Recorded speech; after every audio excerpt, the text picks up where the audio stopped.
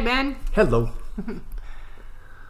All right, so moving on. Shortly after you started attending the recorded lectures of Andrew Galambos, Steve Yamamoto invited you to attend another function. That is correct. And what was that? Okay. Steve Yamamoto, like myself at the time, was a young man. And his family lived out in Point Loma. And he happened to, because he was in the neighborhood, he happened to meet the son of an individual by the name of Bill Martin. And Bill Martin was the one that got Steve Yamamoto into volitional science and V50 and V201. And Bill Martin was a powerful advocate for V50 and V201. And so Bill Martin was the one that got all the young kids, and he had lectured and discussed with them for years before I came along about the ideas and so forth. And when they were going to start V50 again, that he was getting all of the young people to go out and find a new generation of people to come in to listen to V50, and that's how I came to hear it.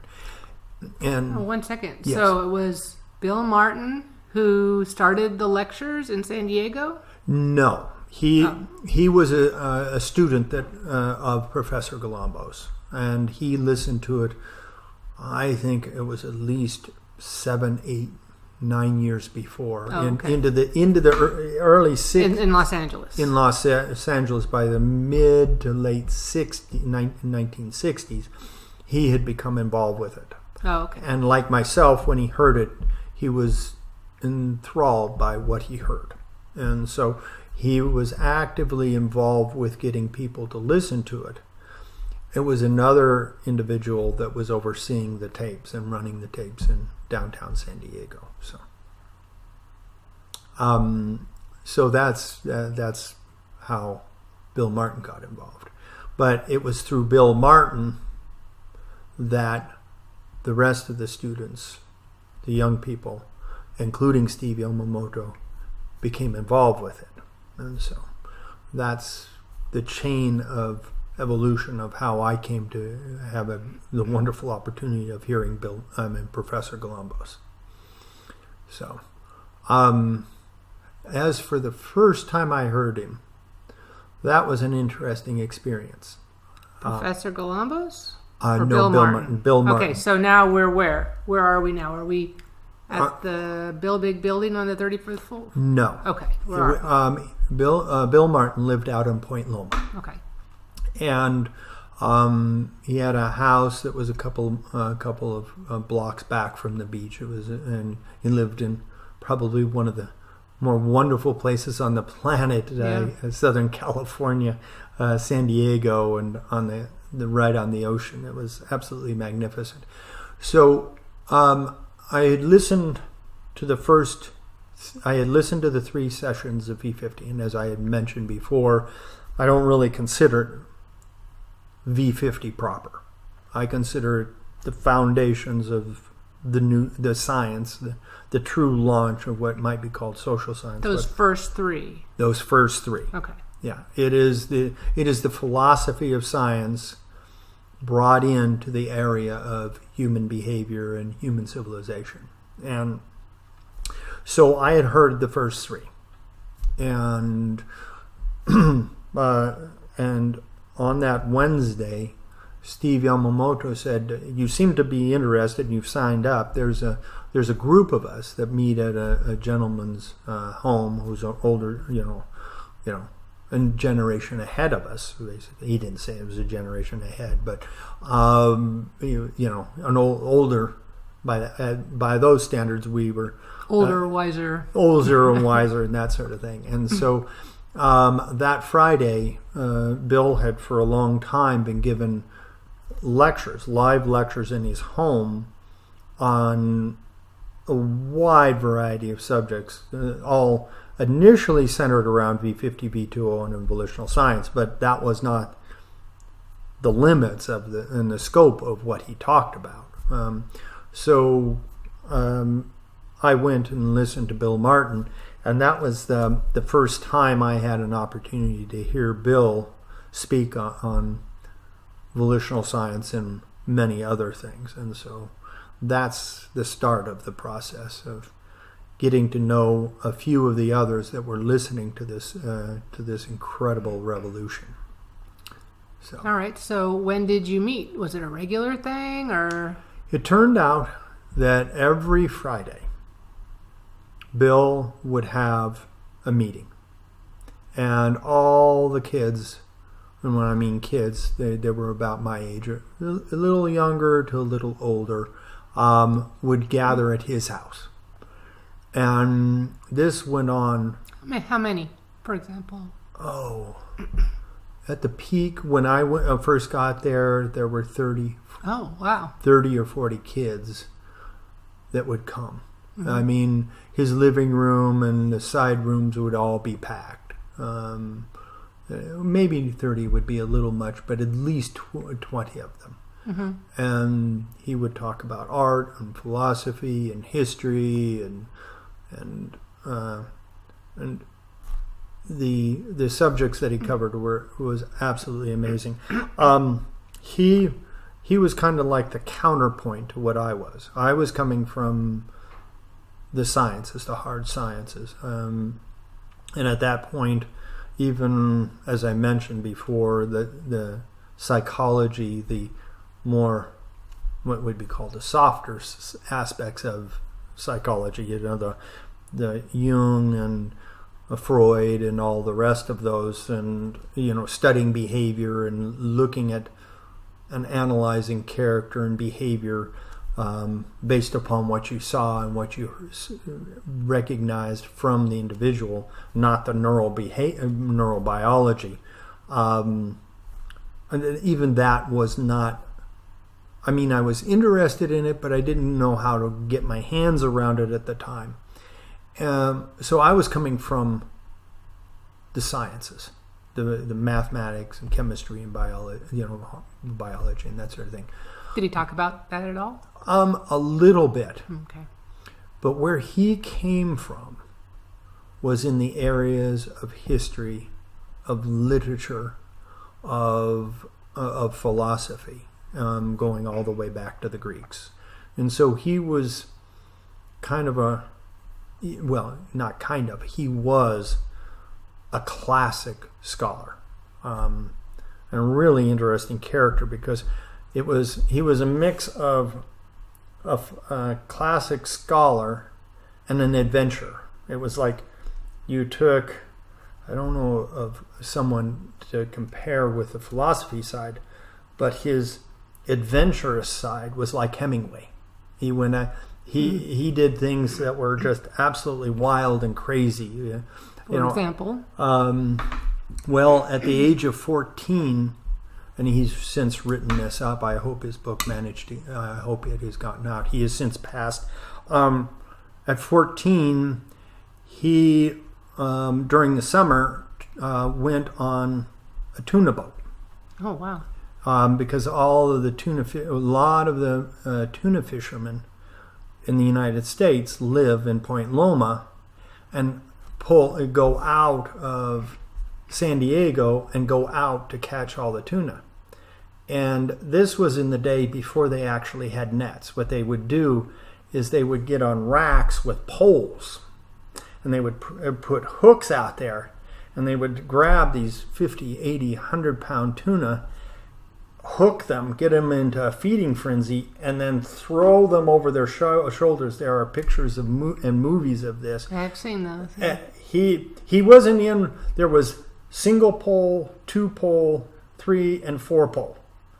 And so that what it meant was they all combined their poles. So if you were a single pole, it was a small, the tuna were small, and one person could throw them over the shoulder. And then they started getting bigger. They would combine 2 fishermen and their poles together and throw it over. And then eventually the big, huge daddies, if they got into a big old school, there would be 4 men all together coordinating and throwing the fish over their shoulders, and there was another team right next to you, and the idea was to throw it in without killing him in the head.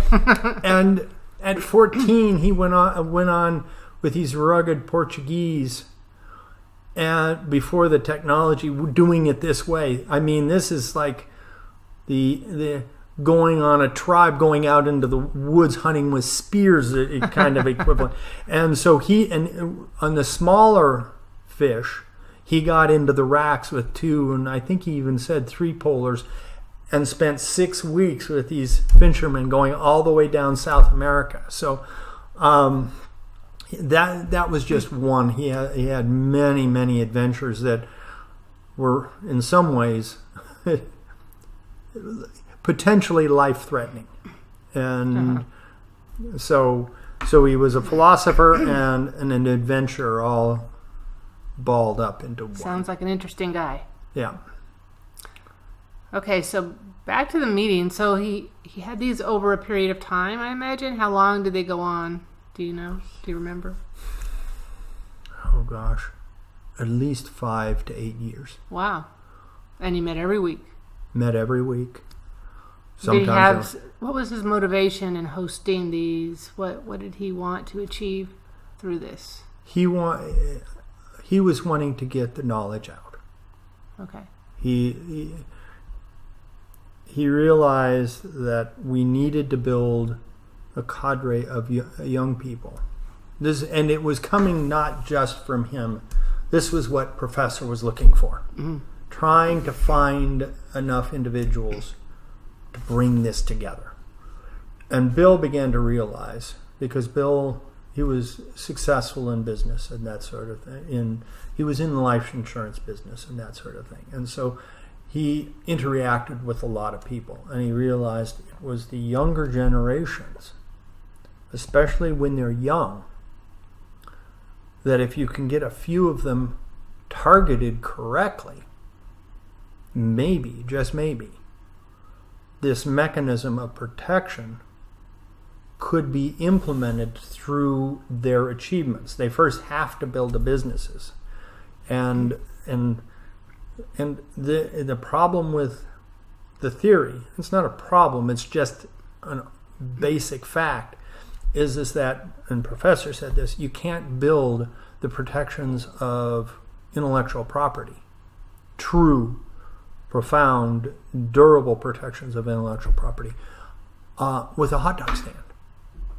It has to be a deeply seated production mechanism within civilization. So a lot of what Bill was trying to do was to give the history. And so he gave the history of how business developed in the United States, going all the way back to the earliest days and how it emerged first in the Industrial Revolution, started in Northumberland in England.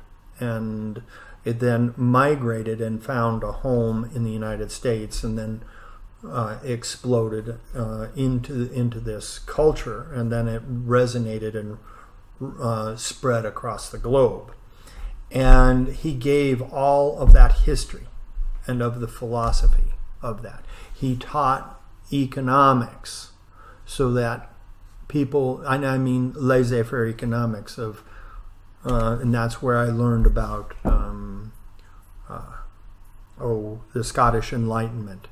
And later I found out from Rothbard, who Bill had read enormous amounts of the Austrian school, and the Austrian school led to Bombawerk, that Bombawerk did the history and found out that it was even the late scholastic Roman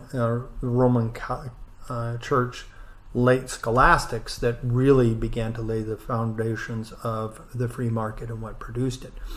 And so he spent months and months laying this out in ways that you could not get at the university.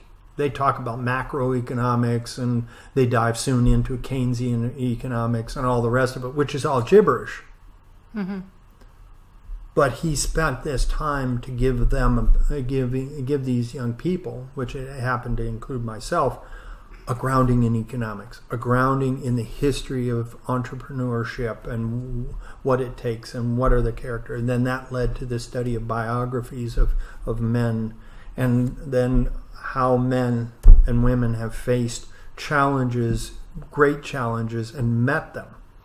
And so it was an effort to pass on knowledge and lead us forth, as again coming back to what Hillsdale College said, the purpose of education. The education is to lead us forth, and that's what he was attempting to do. And so he was striving at that. Unfortunately, the population was too small at that time, and there are other issues that we'll talk about later that he didn't realize, that I have since come to realize, that he didn't have the tools to reach the audiences he needed. And in fact, before I go any further, if it would have been wonderful if we had the equipment that is now presently being used for me to record me. Mm-hmm. Yeah.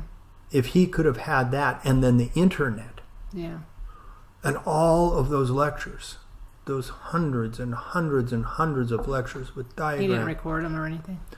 Yes, he did, but I don't know what's happened to him. But there were diagrams and all the rest of it. But one thing, you can define it, and then they get put into boxes. Yeah. And then it's gone. Right. That's what's magical about our time now. Yeah. It'll be on YouTube forever. Be on YouTube, well, or whatever. It will be on Licklider's communication system. Oh, okay. We'll get into that another time. Yes, I know. All right. So he gave you all the knowledge, but was there any discussion about, or serious discussion about how to make volitional science a reality? Did you guys plan or try to figure out how to do that? That's where it fell short. Okay. Bill was the type. He could do business very well. Mm-hmm. And the other characteristic is that because he had faced all these dangers in his life through his adventurism, it produced, and then all the literature and reading all of this, he developed, and I think he also innately had it, a level of charisma. And so he fell into a particular branch of life insurance, not your term insurance, but for very successful businessmen, and how to use estate planning to protect your estates from taxation and confiscation. And so he could go into people that had money, show them how to protect their estates and that sort of thing. So he was successful in business. Mm-hmm. But the translation of V201 into its reality was, for them, a theoretical exercise. And the result was, and the young men that were there, they were fascinated. They loved it. But all but for one did not really take it seriously. And there was one young man. Yeah. And it was Bill Martin's, one of his greatest sadnesses in his life. His oldest son died in a car accident.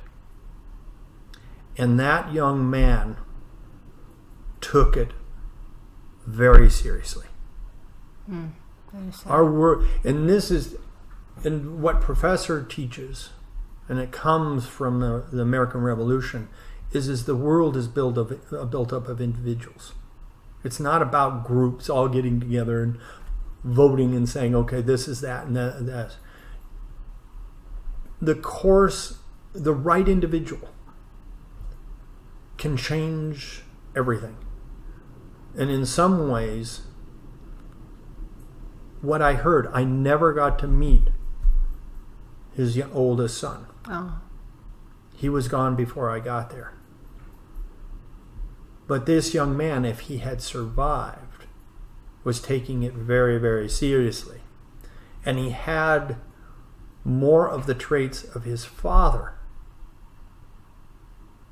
that of being able to deal with humanity in all of its different forms, much more than I have ever been able to do. And I just wondered, and I've always laid back, and that's always been my problem. I've wondered if that young man had survived and started to push out into business, and instead of getting hooked to others that I got involved with, if I could have been the quiet innovator in the background, I wonder where the world would be today. And so the answer is that for the rest of them, they did not really take it seriously. It was like, oh, okay. And honestly, it's like Newtonian physics. Most people who looked at it, like I said, it took 90 years for three individuals working independently and that was kind of weird how it all suddenly went for 90 years, and then in about a 10 or 15 year period, the next phase of physics took off from three different sources. But most humans don't get the great things. There are only a few. And if you don't hit those few, then it can bubble and bounce along for a long time. It's not a criticism. It's just the way we are, just the way the human race is.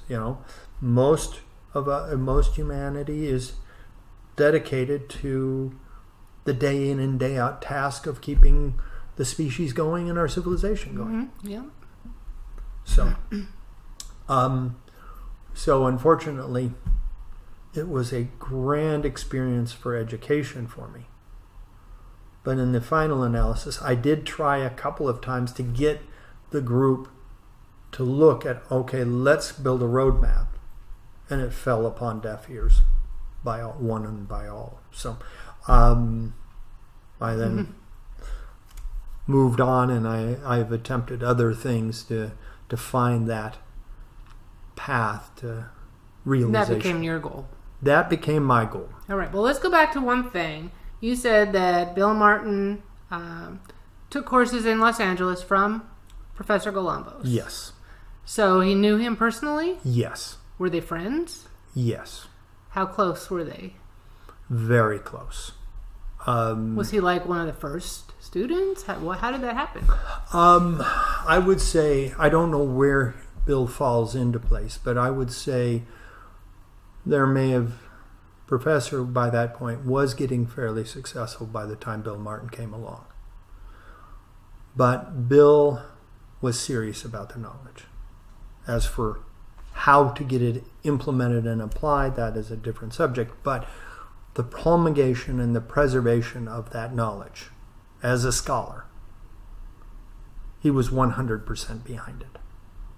And he soon was able to reach out and began to interact with Professor Galambos. And he got a lot of individuals pointed towards Professor. And so he assisted in building Professor's market base and supporting the Institute. And over the years, he became a good friend to Professor Galambos. Now, there was one thing that you had to be very careful with dealing with Professor Galambos. He was staggeringly intense. I mean, people look at me and think I'm intense. You are. Yeah, I am. Thank you. However, Professor on average slept 3 hours a day. Huh? Yes. And there are stories that his father before him He did this since he was very young.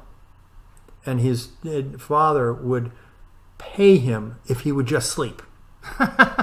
Okay? So it was another example of these individuals that come along like this. It's like they burn at both ends and in the middle at the same damn time. You know, the candle analogy. It's like he was so bloody intense and he was so precise that working with him personally was a very psychologically very, very dangerous thing to do. He and Professor, if we apply his solution, we will go to the stars. And he knew this. And when you got close to him, and a lot of people did, but they didn't realize the dangers of associating with this type of individual. I mean, this type of man, if we ever build a world that respects property, that type of individual needs to be surrounded by 100 people tag teaming each other so that I can't go 3 hours a day of sleep for weeks and weeks and weeks. And sometimes he would go 48 hours, 50 hours, and then he'd sleep for 8 hours and then do it all over again. And he was expecting people to keep up with him. And it was like, and so Bill Martin knew this. He was much more sage and wise than the rest of them. He had studied enough history and enough psychology to realize that this man is unique in history. But you've got to keep your distance from him. And so the art and probably one of the great achievements of Bill Martin was he stayed at the right optimal distance from from Professor that gave Professor the moral encouragement that he needed, but did not get so close as to be completely and totally incinerated by the man. Good.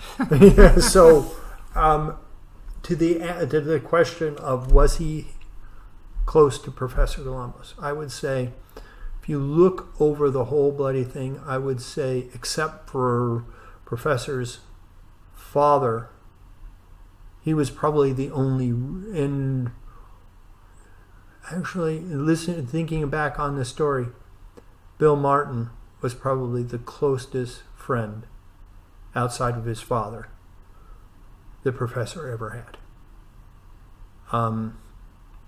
because they shared a common intellectualism, and so yes, he was close. That's really interesting. I did not know that. Yeah. Okay, so I know your relationship with Bill is going to lead to other important opportunities for you, and we'll discuss those in future segments. But is there anything else you'd like to add about how these meetings with Bill impacted your life? They accelerated my understanding. The first time I met Bill, he gave his lecture and that sort of thing. And not to spill the beans on Professor's postulatory structure, but there was a subtlety to his postulates. And Bill argued, and it has a mathematical underpinning. It's not as hard and fast as you find in Newtonian physics, but there was the concepts of mathematics were already being introduced into this most diffuse of subjects, human behavior and human civilization. But there was a concept of mathematics. And we spent I had never met this man. I walked in, listened to him, and I was, oh, okay. And then we were in his kitchen, Bill Martin's kitchen. Bill started arguing about what he thinks was one failing, a shortcoming in the postulatory structure. And from Bill Martin's perspective, as a kind of a classical scholar, not understanding science and mathematics, but understanding human language, I understood what, and now looking back on it, I truly understand where he was coming from. But Professor Galambos was an astrophysicist and a rocket engineer. So the terms that Professor was using was coming from that base of understanding. And so I tried to explain how I understand what you're saying, and it does make sense that the one major postulate wouldn't hold if the terms meant what you meant, because he was explaining it. And I was then trying to say, but no, it's a linear graph, and it larger means this, and lesser it means this, and that sort of thing. And so we went back and forth, and so we argued and discussed that for the better part of an hour. And so the new kid, new smart aleck, he'd come in, and here he is arguing with a fellow that's been around for 8 or 9 years, is close to my dad's age, and he was a little younger than my dad. And here I was, this smart alecky little kid who had just heard V50, and how can you get it? There was another point that Bill Martin identified in the postulatory structure that needed to be clarified, and it did a magnificent job.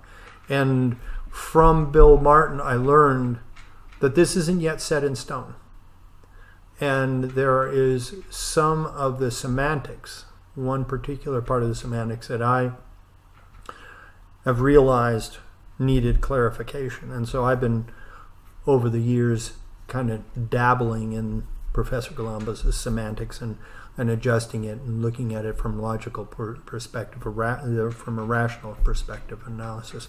And there are some things that I think need some adjustment, but that's only minor.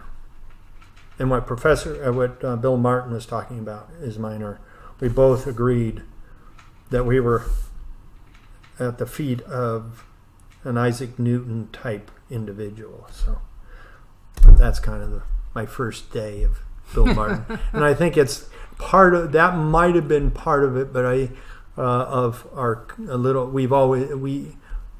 there was always a little contentiousness in the relationship between Bill Martin and I. And well, you didn't get off on a very good foot, so maybe that could be why.